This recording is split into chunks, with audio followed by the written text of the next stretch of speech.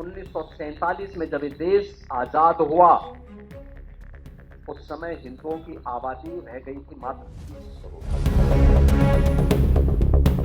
कहते हैं भारत पे जब इस्लाम ने पहला हमला किया था, उस समय भारत की आबादी यानी उसके बाद भी सन 1100 तक भारत के अंदर हिंदुओं की आबादी 60 करोड़ थी, 60 करोड़। और 1947 में जब ये देश आजाद हुआ, उस समय हिंदुओं की आबादी रह गई थी मात्र 30 करोड़। आप मुझे बताइए, इन 800-900 वर्षों में हमारी आबादी बढ़नी चाहिए थी कि कम होनी चाहिए थी? कम हुई।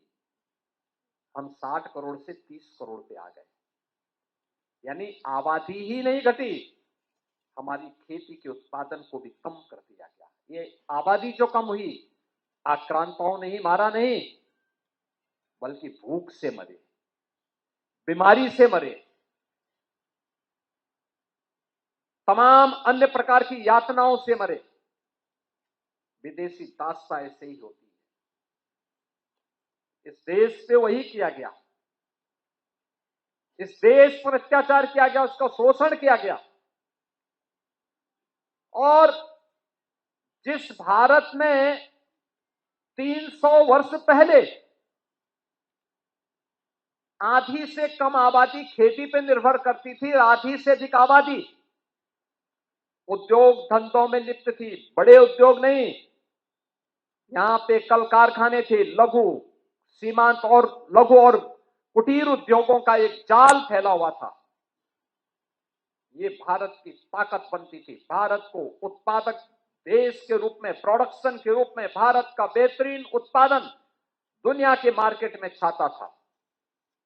दुनिया का व्यापारी यहां आता था, यहां से लेके जाता था, यहां से व्यापारियों का काफला अपना सामान पहुंचाता था। क्या नहीं था भारत के पास? सब कुछ तो था। लेकिन जिन लोगों ने जाति के नाम पे बांटा, क्षेत्र के नाम पे बांटा, भाषा के नाम पर बांटा, तमाम वादों के आधार पर बांटा, और आज भी वे उसी विदेशी मानसिकता के साथ काम कर रहे हैं। समाज को विभाजित कर रहे हैं, विभाजन कर रहे हैं, बांट रहे हैं, काट रहे हैं।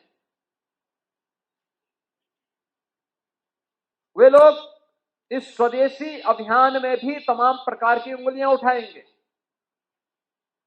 लेकिन प्रधानमंत्री जी का जो कहना है कि हम जो भी भारत के श्रमिकों के श्रम से बना हो, हमारे युवाओं की प्रतिभा से आगे बढ़ाओ, वह कोई भी उत्पादक जो भारत की धरती पर भारत के उद्यमी, भारत के व्यापारी, भारत के श्रमिक, भारत के युवा, इन सबके सामूहिक प्रयास से आया है, उस पूरे उत्पाद को स्वदेशी मान करके उसके लिए हमें एक एक व्यक्ति को तैयार करना है और उसी को खरीदने के लिए लोगों को कहना है।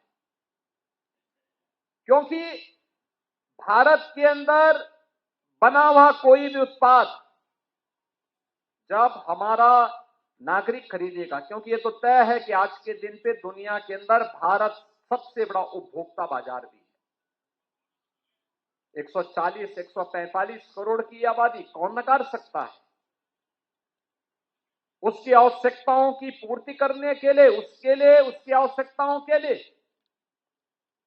जो भी प्रोडक्शन आना है, उस प्रोडक्शन को उसे प्राप्त हो सके, हर व्यक्ति लालायित होगा इस बाजार के लिए। क्योंकि प्रोडक्शन तो डिमांड एंड मार्केट की सप्लाई पे निर्भर करता है, और लोगों को प्राप्त हो, कोई इसको नजरअंदाज नहीं कर सकता। और इसलिए इतने बड़े मार्केट को उसके बारे में अवगत कराना जार भी है। 140-145 करोड़ की आबादी कौन नकार सकता है? उसकी आवश्यकताओं की पूर्ति करने के लिए, उसकी आवश्यकताओं के लिए जो भी प्रोडक्शन आना है, उस प्रोडक्शन को उसे प्राप्त हो सके, हर व्यक्ति लालायित होगा इस बाजार के लिए। क्योंकि प्रोडक्शन तो डिमांड एंड मार्केट की सप्लाई पे निर्भर करता है और लोगों को प्राप्त हो, कोई इसको नजरअंदाज नहीं कर सकता। और इसलिए इतने बड़े मार्केट को उसके बारे में अवगत कराना एक राष्ट्रीय कार्य है, क्योंकि भारत का पैसा भारत के अंदर लगेगा तो भारत की समृद्धि का कारण बनेगा। भारत का पैसा दुनिया के उद्यमी मुनाफा कमाए तो भारत का पैसा दुनिया के बाजार में चला जाएगा। परिणाम क्या होगा?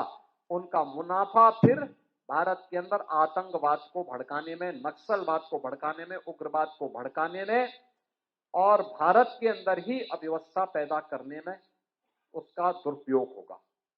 हमसे जुड़े रहने के लिए हमारे YouTube चैनल को सब्सक्राइब करें और नई वीडियो की नोटिफिकेशन के लिए बेल आइकॉन को दबाएं।